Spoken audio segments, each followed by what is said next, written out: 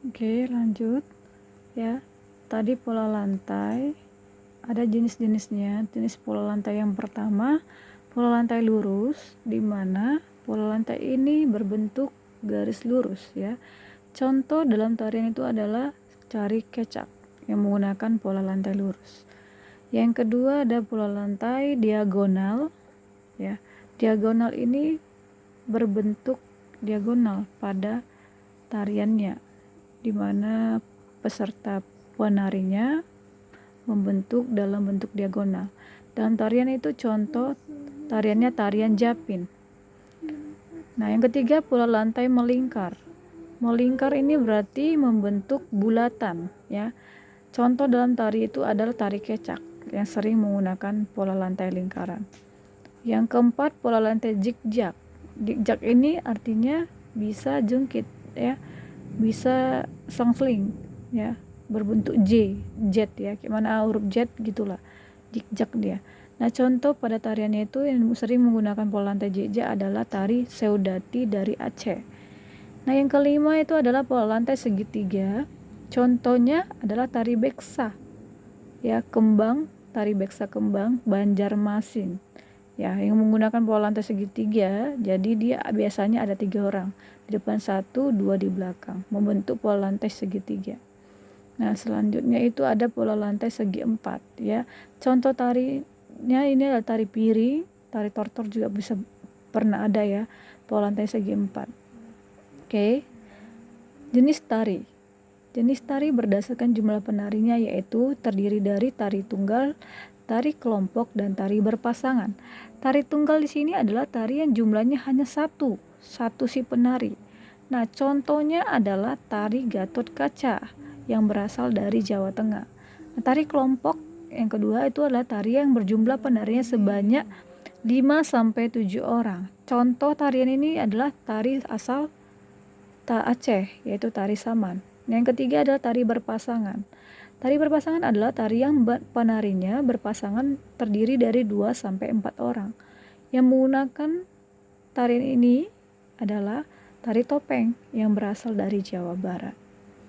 Nah, selanjutnya jenis tari berdasarkan genre atau aliran, yaitu tari tradisional, tari kreasi baru, dan tari kontemporer. Apa itu yang berdasarkan genrenya? Ya, selanjutnya tari tradisional.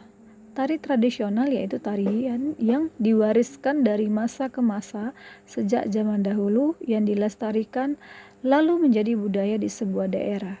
Dalam tarian tersebut terdapat nilai filosofi, simbol, dan unsur religius. Tari tradisional terdiri dari tari tradisional klasik dan tari tradisional kerakyatan. Ya, tari tradisional klasik dan tari tradisional kerakyatan. Tari tradisional klasik adalah tari yang merupakan yang dikembangkan oleh kalangan bangsawan, istana atau keraton saja. Nah, pada zaman dahulu itu dikenal dengan istilah tari tradisional klasik yang hanya dikenal oleh bangsawan istana. Nah, sedangkan tari tradisional kerakyatan itu dikenal dan dikembangkan dari masyarakat kecil, kaum bawah atau rakyat biasa. Ya. Tari kreasi baru. Tari kreasi baru adalah sebuah tarian yang dikembangkan oleh seorang koreografer atau juga disebut penata tari. Jadi tari kreasi baru ini sudah modern ya, yang sudah dikreasikan. Nah, tari kreasi baru dibagi menjadi 2, yaitu tari kreasi baru pola tradisi dan tari kreasi pola non tradisi. Apa itu? Ya, kita lihat. Tari kreasi baru pola tradisi dan tari kreasi baru non tradisi. Ya, tari seni ini menggunakan sentuhan unsur tradisional pada tari kreasi baru pola tradisi, yaitu baik itu gerakannya, rias, dan kostum iramanya. Ada nilai-nilai tradisi yang dibawakan dalam tari jenis tersebut. Nah, sedangkan tari kreasi baru pola non tradisi itu sebaliknya, kebalikan dari tari kreasi baru pola tradisi, yaitu tarian yang tidak menggunakan sama sekali unsur tradisional, baik itu gerakannya, rias, dan kostum iramanya. Dan di sini kita mengartikan bahwa tarian ini ada tarian modern ya, itu ada perbedaannya. Nah, tari kontemporer, apa itu? Tari kontemporer merupakan sebuah tarian yang menggunakan gerakan-gerakan yang bersifat simbolik, berarti ada simbol-simbolnya, unik dan mengandung pesan-pesan tertentu di dalamnya. Itu, ya. Yang selanjutnya, yang terakhir, keunikan tari tradisional. Keunikan tari tradisional Indonesia yaitu terletak pada segi gerak, iringan musik, dan busana dan rias. Yang selanjutnya, keunikan dalam segi gerak yaitu gerakan tari daerah memiliki patokan tersendiri dan masing-masing ada keunikannya sendiri, seperti gerakan kaki, tangan, kepala, juga mata. Selain gerakannya, sikap pada posisinya juga berbeda-beda. Ya, itulah. Nah, ini pertanyaannya. Ini nanti kalian catat di buku latihan, buat itu tugas pribadi ketiga.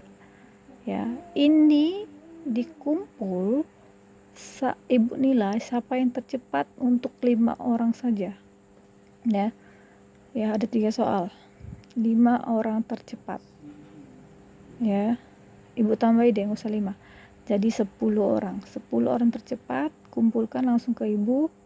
Ya, saat nanti masuk itu dikumpulkan juga, ya. Oke, sekian dan terima kasih.